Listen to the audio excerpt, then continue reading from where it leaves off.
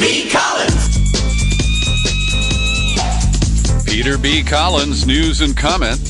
It's Wednesday, May 8th, 2019. As I mentioned the last couple of days, I'm taking a break for mental health, a change of scenery, and things of that sort. I will return. Our next podcast is scheduled for Friday. I think that's the 16th of May. I'm doing the math in my head. So Trump is at it again. It's just one act of obstruction after another. It's almost as if he wakes up and tweets and does his usual morning routine and then says, gee, what could I do today to further obstruct justice and any investigations into wrongdoing by himself or members of his administration? And today, he finally announced that he is asserting executive privilege.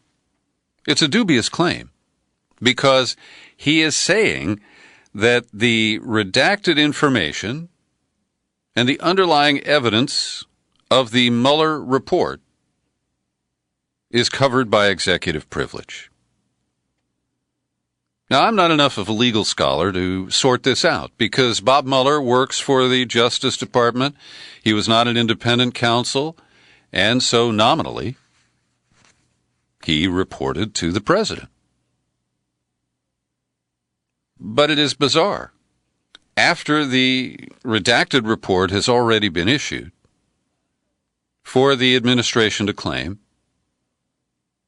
that they can pick and choose what to apply executive privilege to. And as we've discussed, fundamentally, executive privilege is to protect the advisors of the president from unnecessary disclosures of their confidential counsel to the chief executive. Now, that doesn't apply to Mueller in any way, shape, or form. He wasn't advising Trump. He was investigating him. And so, based on my limited knowledge of the law, I find this to be a specious argument. But it appears Trump is sitting there in the Oval Office just saying, block them, stop them, obstruct, throw a spanner in the system.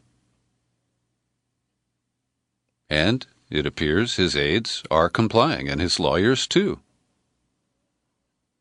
So this is occurring as debate continues at this hour. It's about 1:20 as I am speaking to you here on Wednesday afternoon.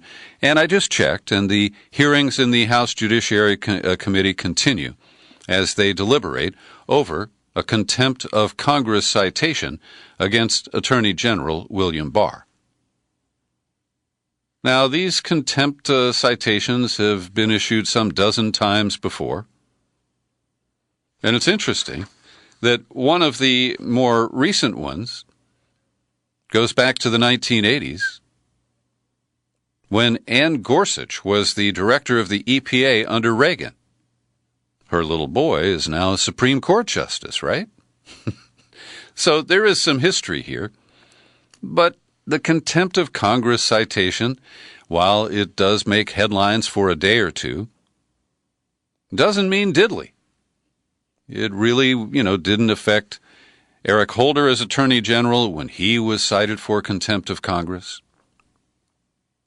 And so the Democrats are running out of hot rhetoric to use to take on the daily insults and acts of obstruction coming from this president. And some of that is compounded by the insults and demagoguery that come from Sarah Huckabee Sanders. Quote, the American people see through Chairman Nadler's desperate ploy to distract from the president's historically successful agenda and our booming economy. What? Neither the White House nor Attorney General Barr will comply with Chairman Nadler's unlawful and reckless demands. Then she larded it up even further. Faced with Nadler's blatant abuse of power and at the Attorney General's request, the president has no other option than to make a protective assertion of executive privilege. I mean, that woman is just so full of bullshit, and she spews it with great conviction. And so in that hearing today, Hank Johnson, who is a congressman, I think from Tennessee, kind of broke ranks because the Democratic line is, we talk about grave crimes and the need for investigations. He's got to release his tax returns and blah, blah, blah. But please don't mention impeachment.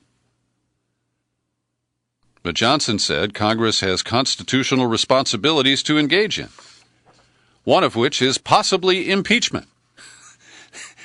And this is so bizarre because we have Nancy Pelosi, who has said impeachment is off the table. She said it for Bush and she said it for Trump.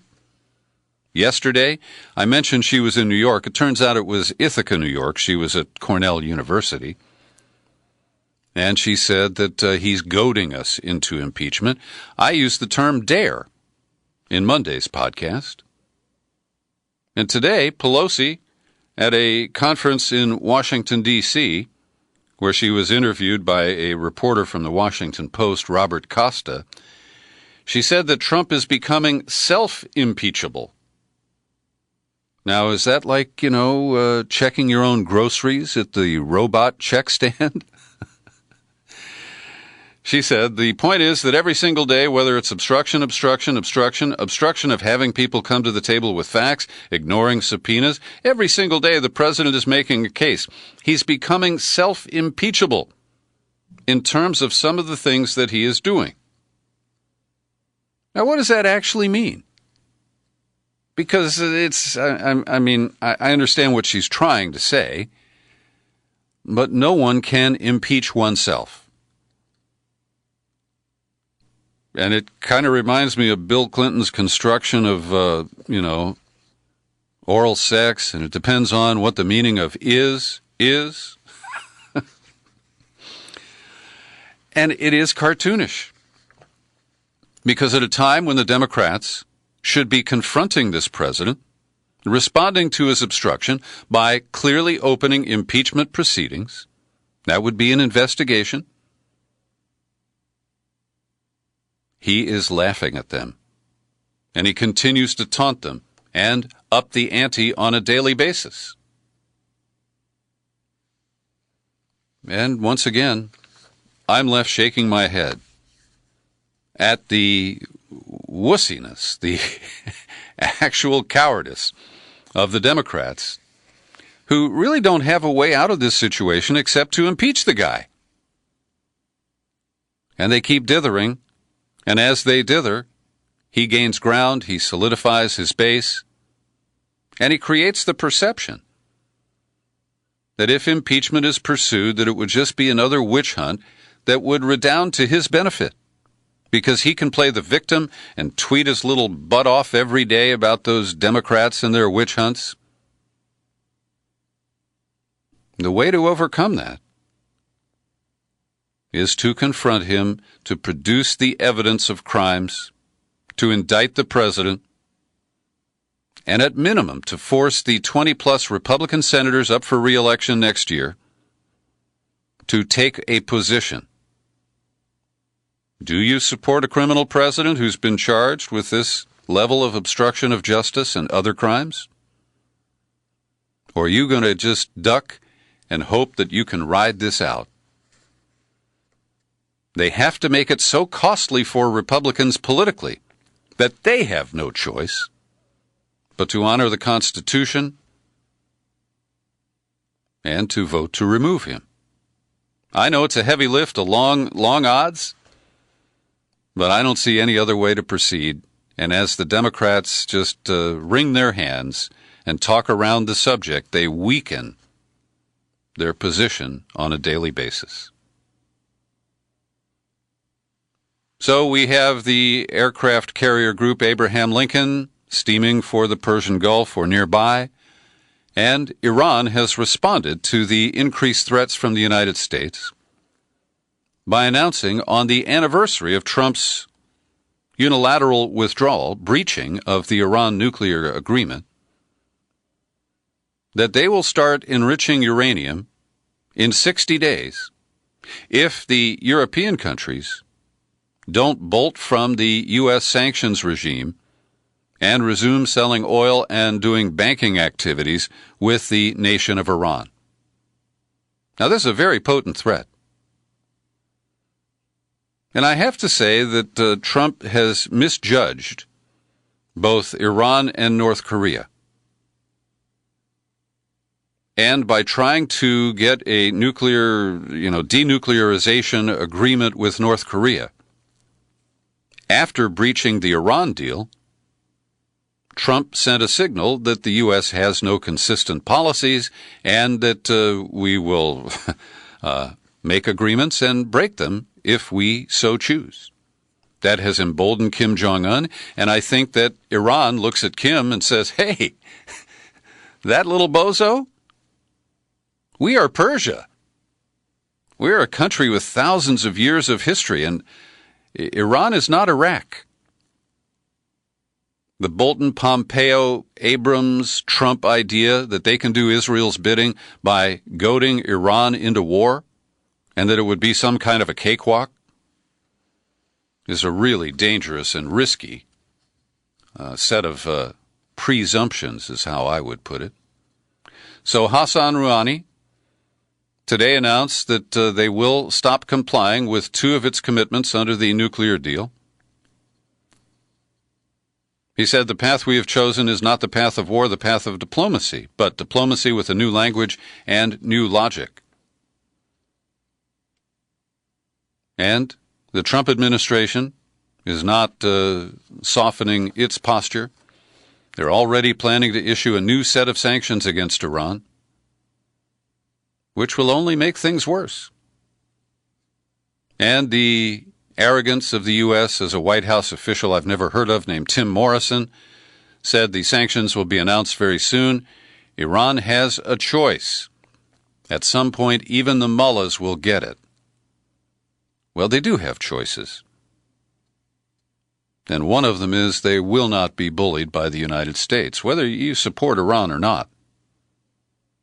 And it's very clear that we are doing the bidding of the extreme right-wing government of the State of Israel.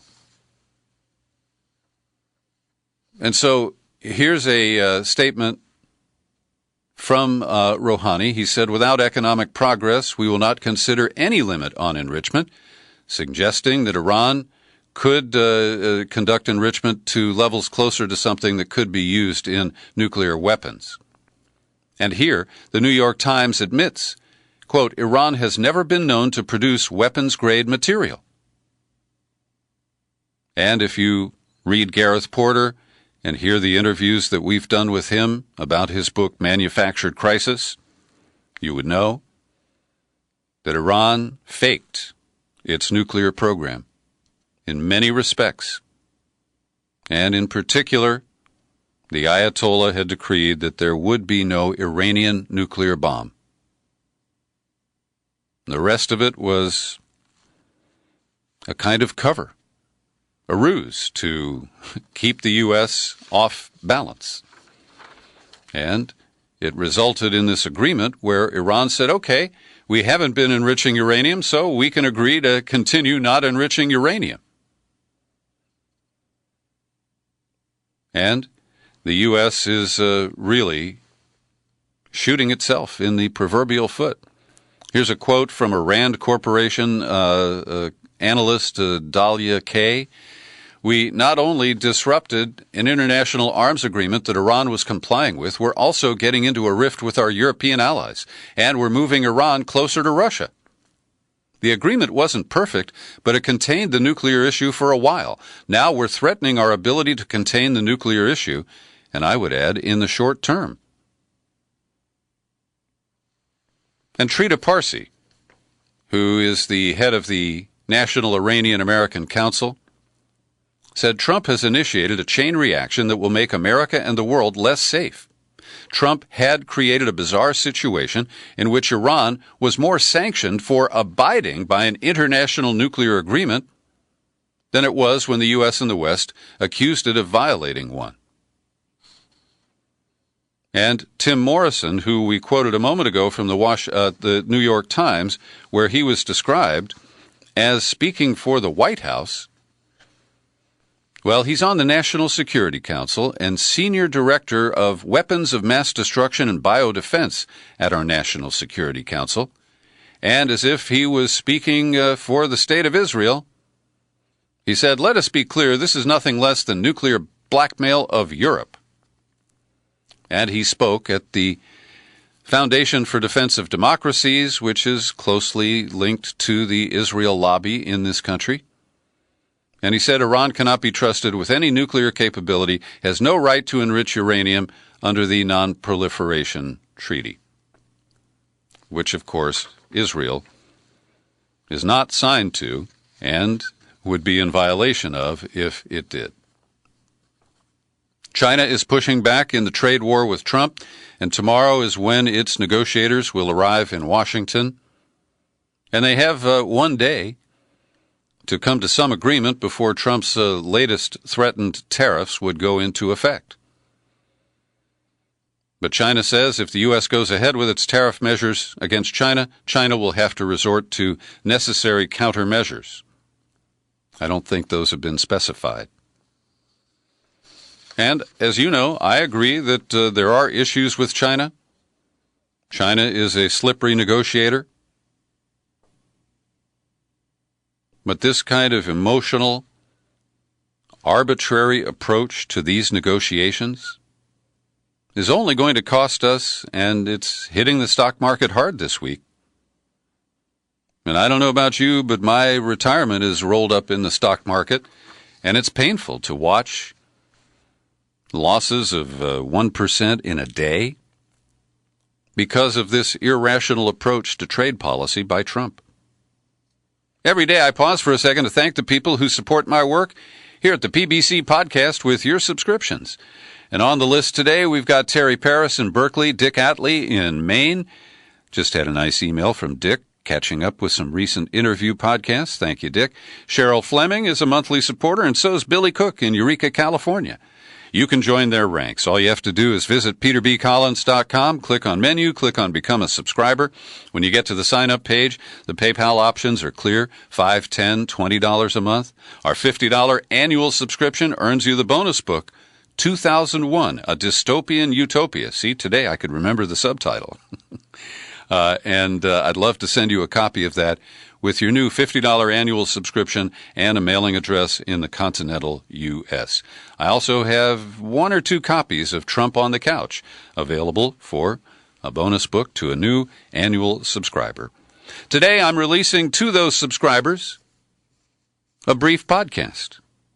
It only runs about 15 minutes because that's the length of a collect phone call from death row at San Quentin State Prison. It's less than a mile from where I'm sitting right now. And you'll hear the voice of James P. Anderson, a man who I've come to know and believe in his claims of innocence.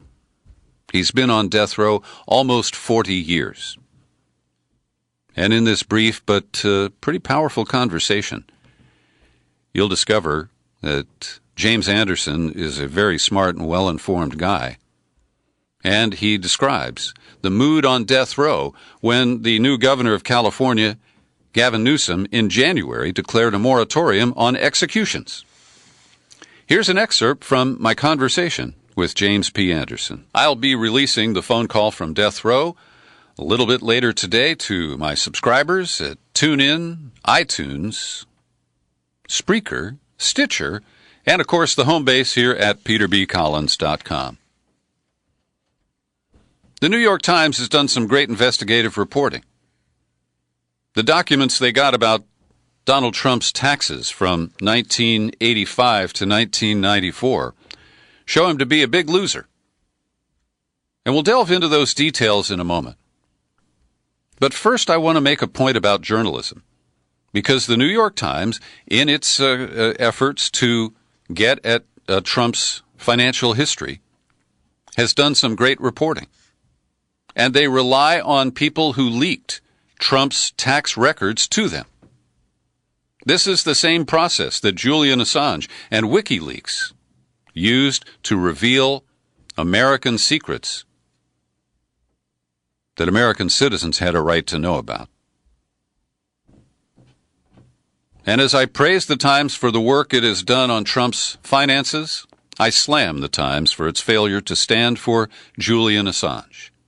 And here's a comment from a woman, a journalist, who attended the Press Freedom Day, that's last Friday, rally in support of WikiLeaks, Julian Assange, and freedom of the press. I found her to be quite cogent. Take a listen. We are in a post-truth civilization now, and it appears to me that singular voices that still tell the truth are to be honored and valued because they, in fact, are the benchmarks that tell us how to navigate. So that's why I'm here. How have you avoided becoming brainwashed by the media coverage of Julian Assange? I have no television, and I read the alternative media, and I am a journalist myself. And what do you say to the editors of the New York Times and Washington Post who profited from the materials that were released by Julian Assange and WikiLeaks, and now they do not lift a finger, even on Press Freedom Day, to support his rights? Absolutely. This is a kleptocracy, and they are behaving true to type. The entire culture here is one of lying and thieving. Why do you think so many Americans are passive? Because they have nothing to lose but their refrigerators and their washing machines and their Mercedes and their country houses and their trips to Europe and Asia. That articulate woman makes a strong case of the failures of the corporate media in this country. And I contrast that with the good work that the New York Times has done in obtaining documents related to Trump's tax returns. They don't have the actual returns. They have printouts from his Internal Revenue Service tax transcripts, which many accountants say are actually a little more accurate and detailed. So the Times has filled in another 10 years of Trump's tax history. And we learned that during that period, he ran up losses of $1.17 billion. Now, I know a little bit about the tax system. I even went to night school at community college to learn about corporate tax filings. And it's fair to say that in the real estate business, it's feast or famine, and often big losses do occur. But there are real curious questions about how Trump managed to do this. And I'll point out that in my own case, I've been audited 5 times by the Internal Revenue Service over the years. And it's because I run a small business, and at times I claimed a deduction for an office in my home. It's a red flag that can almost guarantee you a review, if not an audit. And one of the factors they tell you about when you go in for an audit is if you are running a business and it's unprofitable for more than 3 years in a row, the IRS has the right to declare that a hobby and not a business that qualifies for various tax deductions of the related expenses. And so I got to ask the IRS, why is it that when Trump lost money 8 out of 10 years and became probably the top loss reporting taxpayer in the country, number one, he's the number one loser for this period of time. Fully 1% of all the losses that the IRS reported, declared by individual taxpayers, were related to Trump's tax return in 1991. And one of the real curious elements is that in 1989, he reported interest income of almost $53 million. Now, in the years before, his interest income had been less than $500,000, then $5.5 million, then $11 million, and then it jumped to $53 million. Nobody can figure out where that would have come from, because you have to loan out a big pile of money at even at 14% to get a return of $53 million in interest. And so that is one question that I'm sure we're going to be seeing a lot of attention to going forward. Well, Michael Cohen is now in a federal prison. But before he went, he talked to the actor Tom Arnold. And he shared a story about an episode going back to 2016, where Jerry Falwell Jr. asked Michael Cohen for a little help. He wanted Trump's fixer to fix a problem he had. And it turns out that Falwell Jr.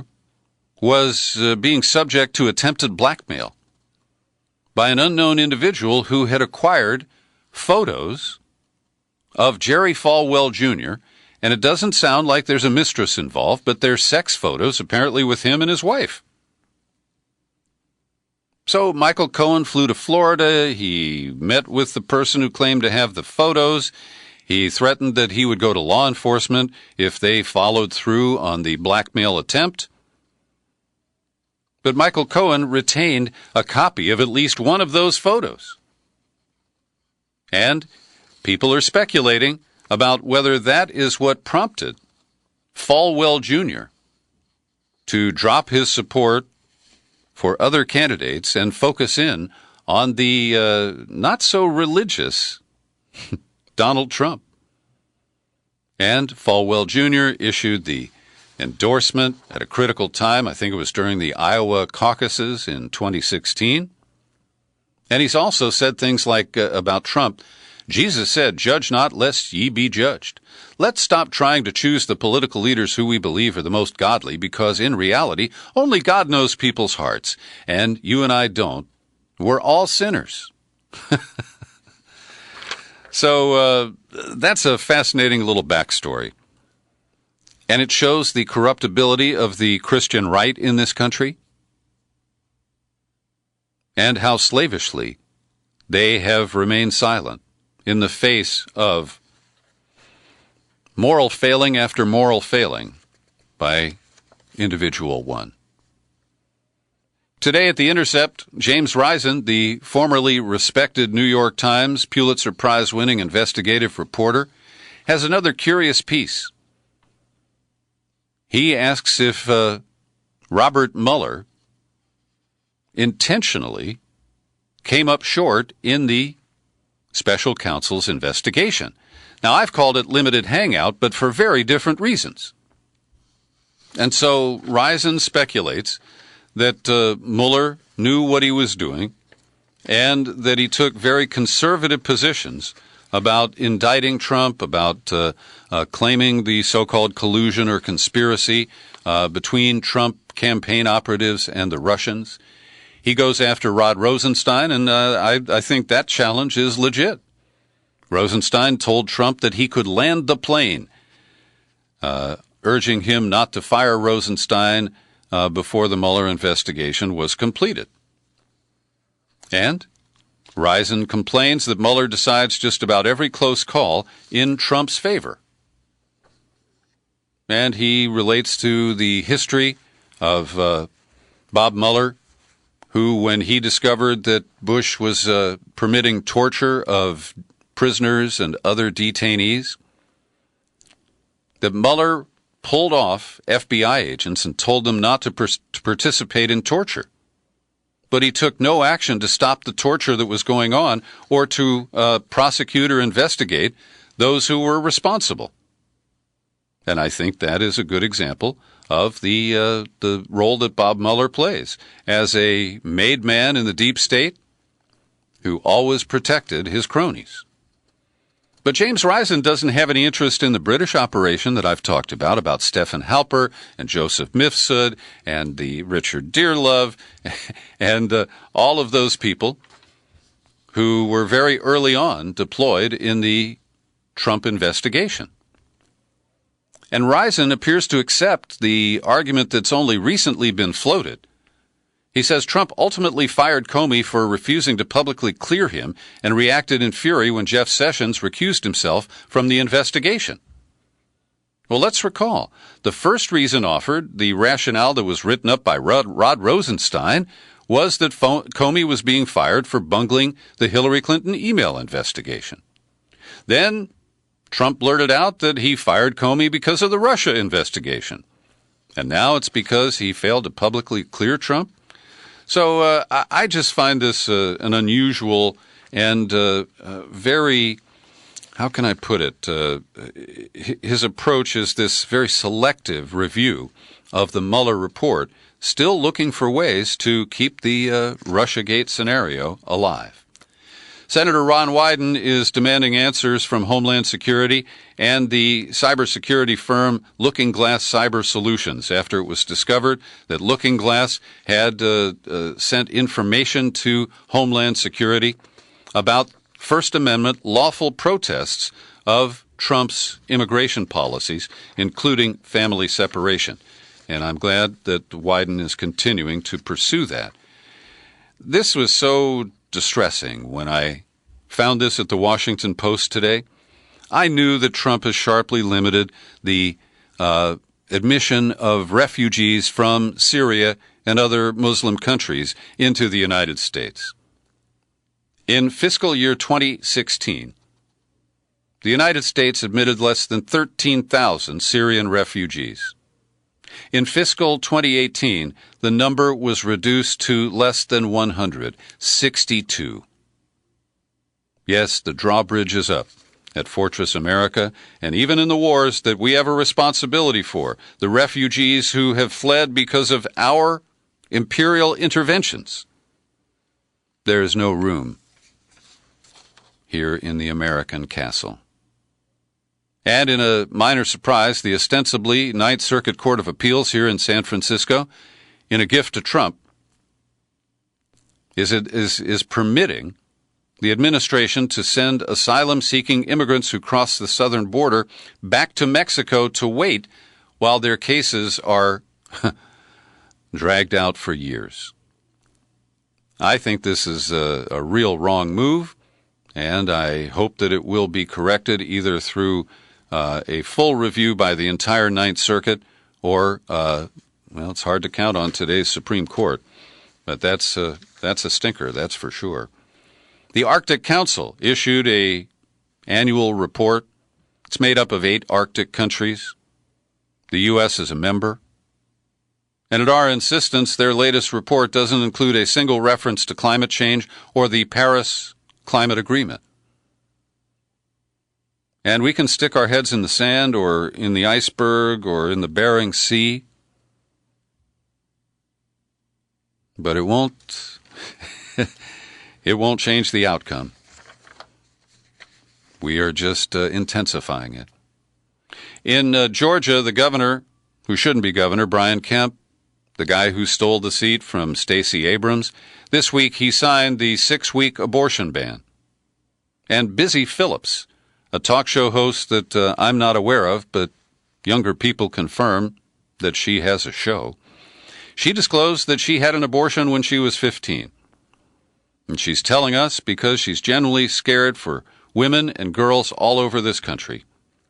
Well, I don't know Busy Phillips, but I'm glad she has spoken up, because in recent weeks we've seen a whole wave of these unconstitutional abortion bills signed into law, and the Democrats are so busy not impeaching Trump, they don't have time to comment.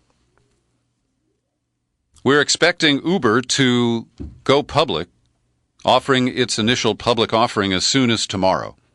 And so today in San Francisco and many other cities, there are strikes by the independent contractors who drive for Uber and Lyft. They're trying to draw attention to how the companies keep reducing the take for drivers, even as here in California, gas has gone up over $4 a gallon. The IPO for Uber also discloses that they plan to attack mass transit as the next focus of their disruption of transportation in this country. And finally, I want to share with you a troubling post on Facebook from my friend Ford Green. He attended the New Orleans Jazz Festival last week and posted a lot of great videos from the performances. And last night, was just after midnight, he landed at SFO and he hopped in a Lyft to take him home to Marin County. He said the driver was sullen and hostile, and instead of taking the most efficient route to Marin County, the driver was diverting to the East Bay. Instead of the Golden Gate Bridge, he was taking the Bay Bridge. And when Ford said that this is the wrong route. He stopped in a very dangerous neighborhood. This is on Bryant Street in San Francisco. And he cussed him out saying, "Fuck you. I'm ending the ride." And he dropped him with 70 pounds of luggage. Ford is currently recovering from a nasty bike accident. He had shoulder surgery, and so his luggage was a burden for him. And he wound up in a sketchy neighborhood at 1 o'clock in the morning. And so he is complaining. He's putting Lyft on notice of the verbally abusive behavior of this driver, and he's demanding a refund plus compensation for the $72 it took to take a real taxi cab all the way home. Thanks for joining me today for my News and Comment podcast. As I mentioned, I'll be back a week from Friday, and I'll look forward to talking with you then. You are free to share this podcast far and wide. I'm Peter B. Happy trails to you until we meet again. Happy trails.